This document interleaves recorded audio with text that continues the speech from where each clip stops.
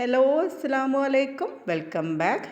ഇന്നത്തേത് നല്ല 3 അടിപൊളിയായിട്ടുള്ള ഇഫ്താർ സ്പെഷ്യലായിട്ടാണ് കാണിക്കുന്നത്. ഇഫ്താർ സ്നാക്സാണ് കാണിക്കുന്നത്. അപ്പോൾ 2 ചിക്കൻ വെച്ചിട്ടുള്ള സ്നാക്സാണ്. അതുപോലെ തന്നെ ഉന്നക്കായും കൂടി കാണിക്കുന്നുണ്ട് കേട്ടോ.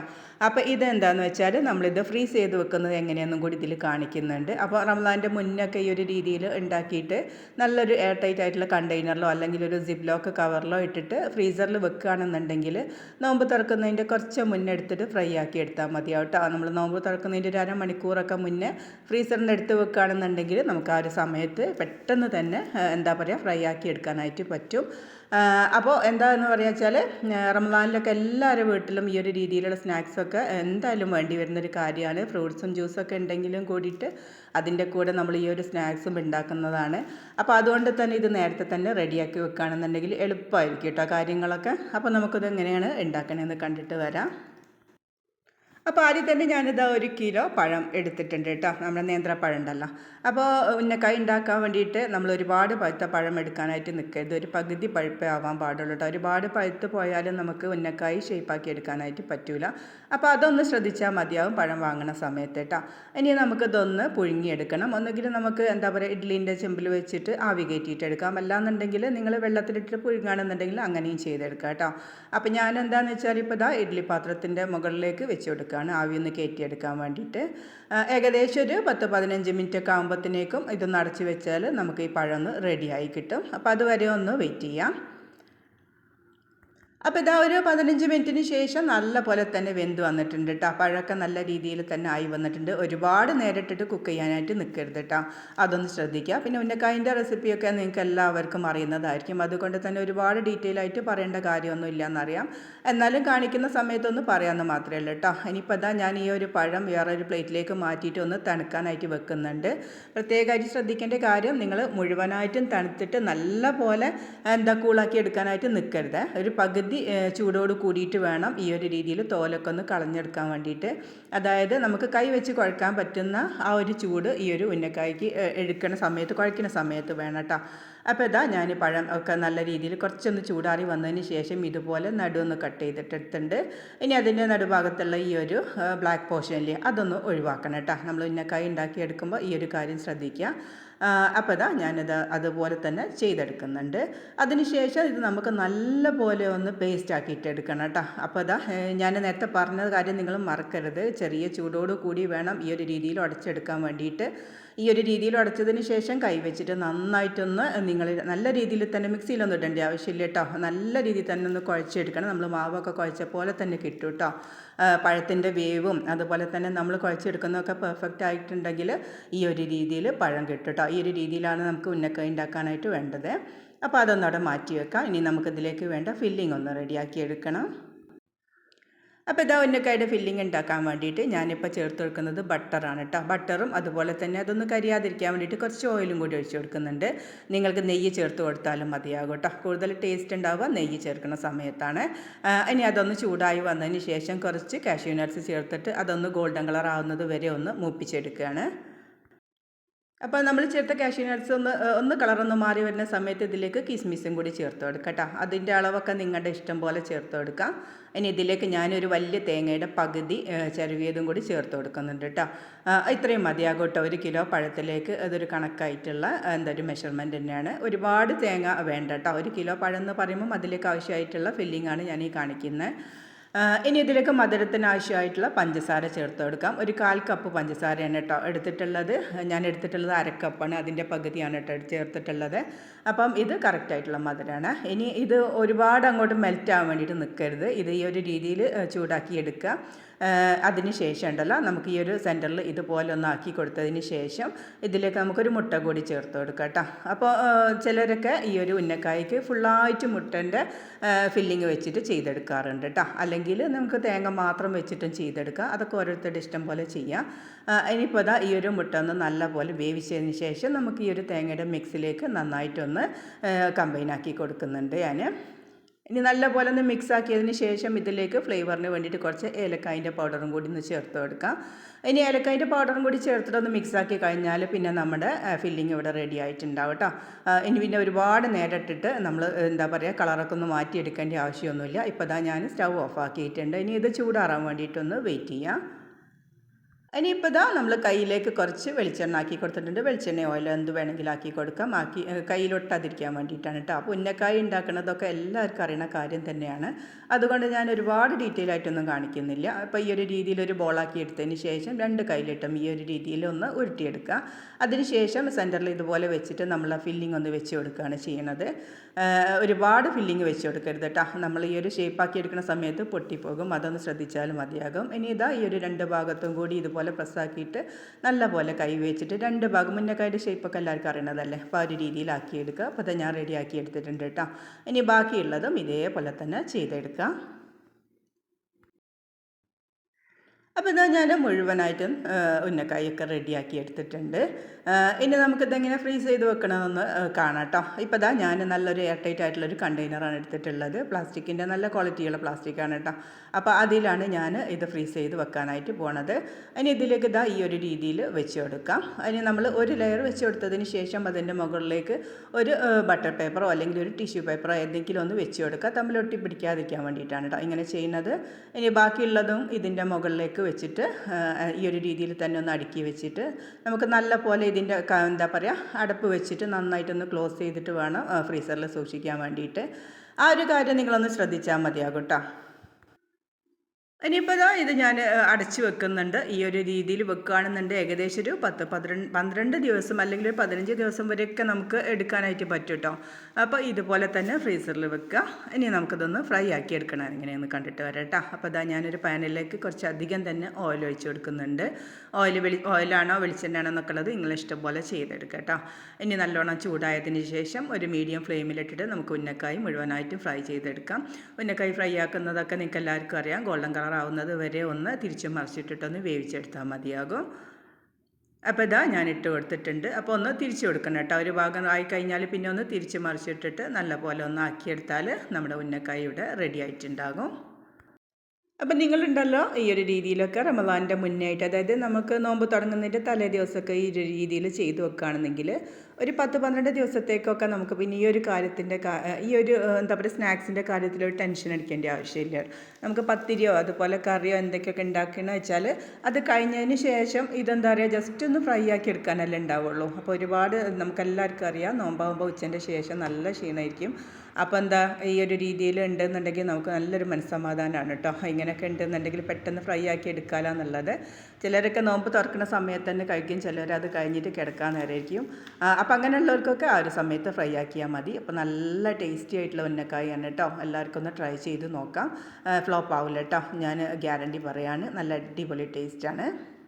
അതിന് നമുക്ക് അടുത്ത സ്നാക്സ് റെഡിയാക്കി എടുക്കാം. അപ്പോൾ ഞാൻ ഇനി കാണിക്കുന്ന 2 സ്നാക്സിനും ഒരേ ഫില്ലിംഗ് ആണ് കേട്ടോ യൂസ് ചെയ്യുന്നത്.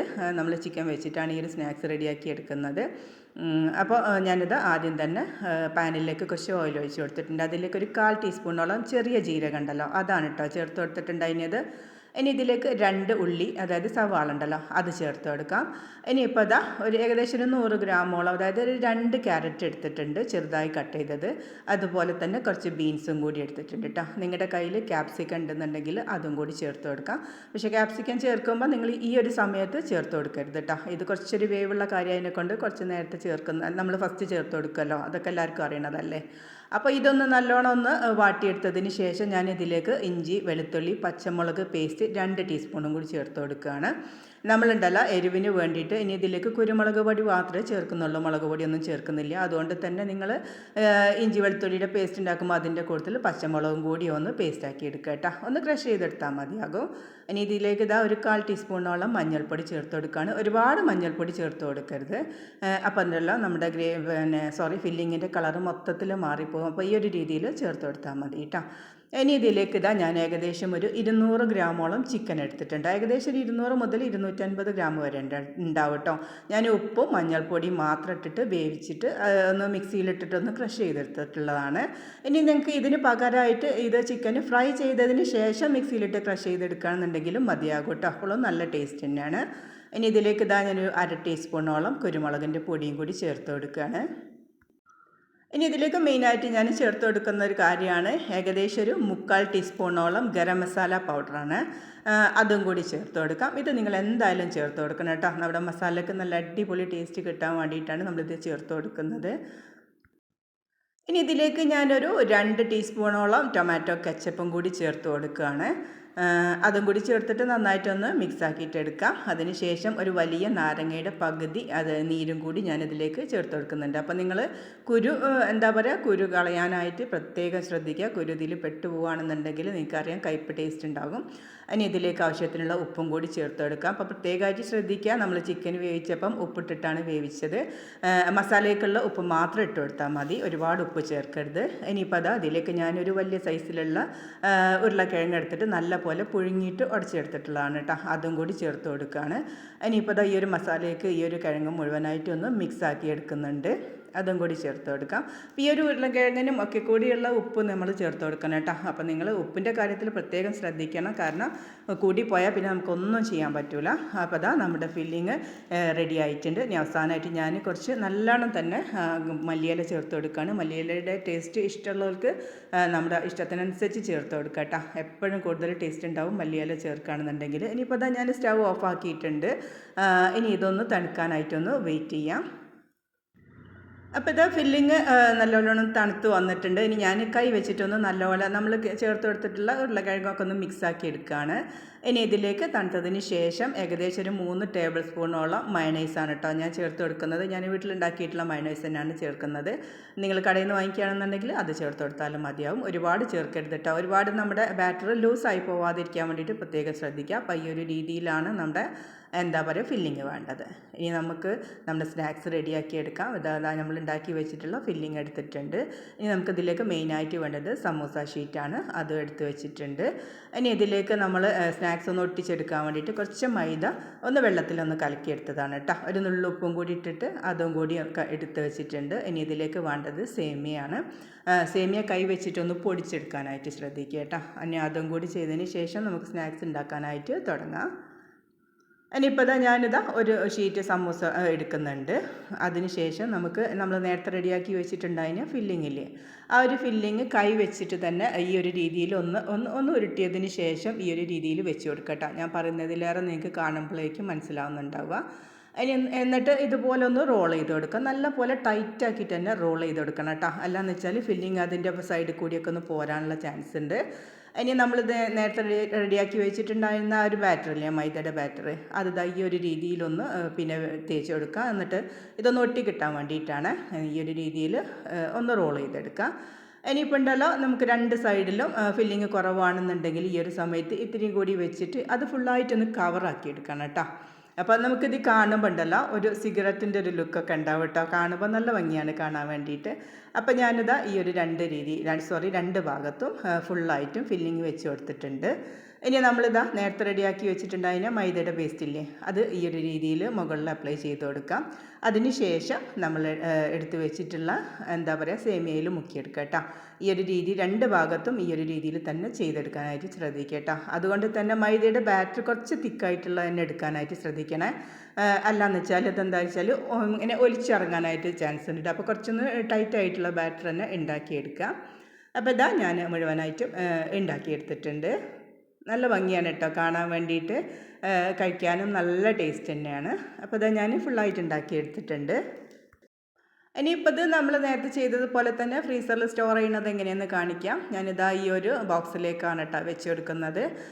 ഇതുപോലെ തന്നെ ഓരോന്നോരോന്നായിട്ട് വെച്ച് കൊടുക്കാം. ഇത് ഒട്ടിപ്പിടിക്കുകയൊന്നുമില്ല കേട്ടോ. അതുകൊണ്ട് തന്നെ നമ്മൾ അടുപ്പിച്ച് വെച്ചാൽ കേടായി പോകുന്നൊന്നും വിചാരിക്കേണ്ട. അതിനുശേഷം ഇതിൻ്റെ മുകളിലേക്കും വെച്ച് കൊടുക്കാം. ഇതിൻ്റെ മുകളിൽ നമ്മൾ ടിഷ്യൂ പേപ്പറോ ബട്ടർ പേപ്പറോ ഒന്നും വെക്കേണ്ട ആവശ്യമില്ല കേട്ടോ. അത് തമ്മിൽ ഒട്ടിപ്പിടിക്കുകയൊന്നുമില്ല. അപ്പോൾ ഇതാ ഈ ഒരു രീതിയിൽ മുഴുവനായിട്ട് വെച്ച് കൊടുത്തിട്ടുണ്ട്. അപ്പോൾ ഇതാ ഞാൻ മുഴുവനായിട്ടും ഈ ഒരു ബോക്സിലേക്ക് വെച്ച് കൊടുത്തിട്ടുണ്ട്. ഇനി ഇതൊന്ന് അടച്ചു വെക്കാം കേട്ടോ. ഞാൻ നേരത്തെ പറഞ്ഞ കാര്യം നിങ്ങൾ പ്രത്യേകം ശ്രദ്ധിക്കുക. അടച്ചു വെക്കാത്ത ഒരു കാര്യവും നിങ്ങൾ ഫ്രീസറിൽ സൂക്ഷിക്കാനായിട്ട് നിൽക്കരുത് കേട്ടോ. അത് കേടായി പോകും. പിന്നെ നമ്മൾ നേരത്തെ സ്റ്റോർ ചെയ്ത് കേടായി പോയല്ലോ എന്നൊന്നും പറഞ്ഞിട്ട് കാര്യം ഉണ്ടാവില്ല. അത് നല്ല പോലെ എയർ ടൈറ്റ് ആയിട്ടുള്ള കണ്ടെയ്നറിൽ തന്നെ നിങ്ങളിത് സ്റ്റോർ ചെയ്യാനായിട്ട് ശ്രദ്ധിക്കുക. അല്ലെങ്കിൽ ഞാൻ പറഞ്ഞ പോലെ സിപ്പ് ലോക്ക് കവർ വാങ്ങിക്കുകയാണെന്നുണ്ടെങ്കിൽ അതിലും എടുത്ത് വെക്കാം കേട്ടോ. ഇനിയിപ്പോൾ ഇതാ എണ്ണ ചൂടായതിന് ശേഷം ഞാൻ അതിലേക്ക് ഇട്ടിട്ട് നല്ല പോലെ ഒന്ന് ഗോൾഡൻ കളർ ആവുന്ന വരെ നമ്മൾ സമൂസൊക്കെ റെഡിയാക്കി എടുക്കുന്നില്ലേ, ആ ഒരു രീതിയിൽ തന്നെയാണ് ഫ്രൈ ചെയ്തെടുക്കേണ്ടത്. തിരിച്ച് മറിച്ചിട്ടിട്ട് നല്ല ഗോൾഡൻ കളർ ആയതിന് ശേഷം നമുക്ക് എണ്ണയിൽ നിന്ന് കോരിയെടുക്കാം. ഇപ്പോൾ ഇതാ ഇത് റെഡി ആയിട്ടുണ്ട് കേട്ടോ. അപ്പോൾ നമുക്കതൊന്ന് കോരിയെടുക്കാം. പിന്നെ ഉണ്ടല്ലോ നമ്മൾ ഇതിലേക്ക് ഡിപ്പ് ചെയ്തെടുക്കുന്ന സേമിയ ഉണ്ടല്ലോ, അത് ചെറിയ സൈസിലുള്ള സേമിയ ഉണ്ടല്ലോ നമ്മൾ കുനാഫക്കൊക്കെ വാങ്ങിക്കുന്നത്, അതാണെന്നുണ്ടെങ്കിൽ കൂടുതൽ ടേസ്റ്റ് ഉണ്ടാവും കേട്ടോ. ഇത് കുറച്ചും കൂടി ഒരു ഹാർഡായിരിക്കുമല്ലോ, നമ്മൾ സേമിയ അതായത് പായസം ഉണ്ടാക്കുന്ന സേമിയ ആകുമ്പോൾ കുറച്ചും കൂടി ഹാർഡായിരിക്കും. പക്ഷേ അതാണെന്നുണ്ടെങ്കിൽ കൂടുതൽ ടേസ്റ്റി ആയിരിക്കും. ഇപ്പോൾ അതാ നല്ല അടിപൊളിയായിട്ടുള്ള നമ്മുടെ ഒരു ചിക്കൻ്റെ സ്നാക്സ് ഇവിടെ റെഡി ആയിട്ടുണ്ട്. ട്രൈ ചെയ്യാത്തവരാണെന്നുണ്ടെങ്കിൽ ട്രൈ ചെയ്ത് നോക്കട്ടോ. മസ്റ്റ് ട്രൈ ആണ്, ഞാൻ വെറുതെ പറയുന്നതല്ല. ഇനി നമുക്കിതാ മൂന്നാമത്തെ എന്താ പറയുക സ്നാക്സ് കണ്ടിട്ട് വരാം.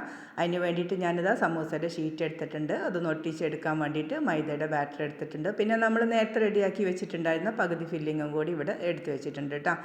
ഇനി നമുക്ക് എന്താ ചെയ്യേണ്ടതെന്ന് വെച്ചാൽ ഈ ഒരു സമൂസയുടെ ഷീറ്റ് പകുതി ഒന്ന് കട്ട് ചെയ്തെടുക്കാം. ഇതിൽ നിന്ന് നമുക്ക് രണ്ടാക്കിയിട്ടൊന്ന് കട്ട് ചെയ്തെടുക്കാം കേട്ടോ.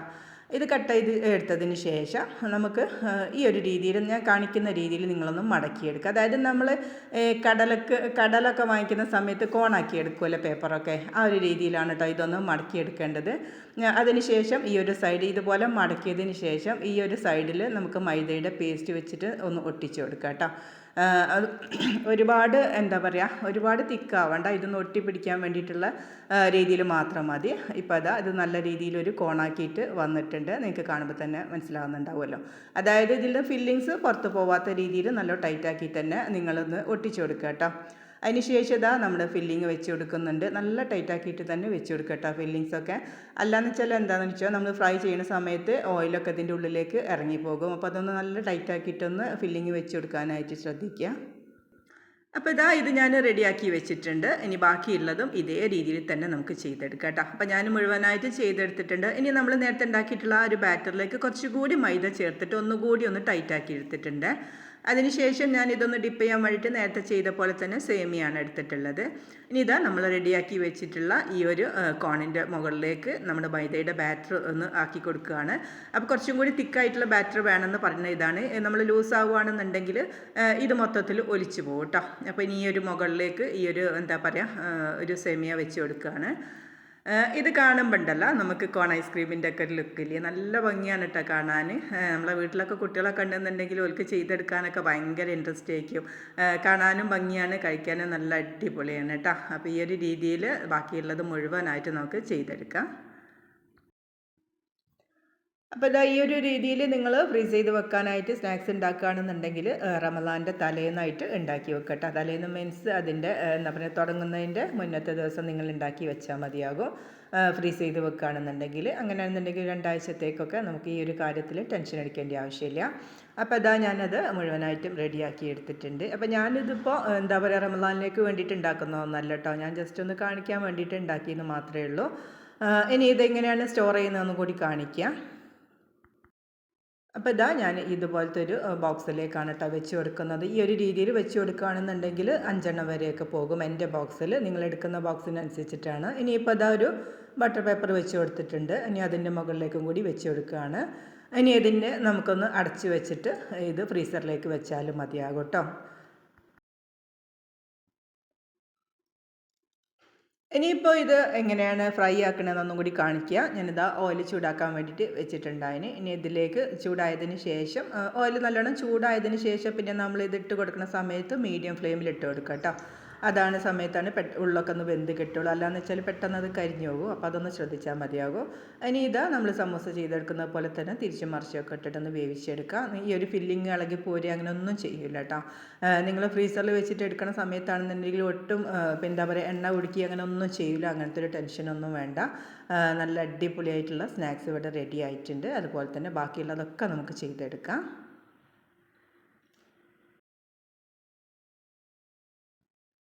അപ്പോൾ ഇത്രയേ ഉള്ളൂ ഇന്നത്തെ വീഡിയോ നിങ്ങൾക്ക് എല്ലാവർക്കും യൂസ്ഫുൾ ആകുമെന്ന് വിശ്വസിക്കുകയാണ്. നിങ്ങൾ ആരെങ്കിലും ഇതുപോലെ ചെയ്തു വെക്കുകയാണെന്നുണ്ടെങ്കിൽ ഒരുപാട് ഉപകാരപ്രദമായിരിക്കും റമദാനിലൊക്കെ.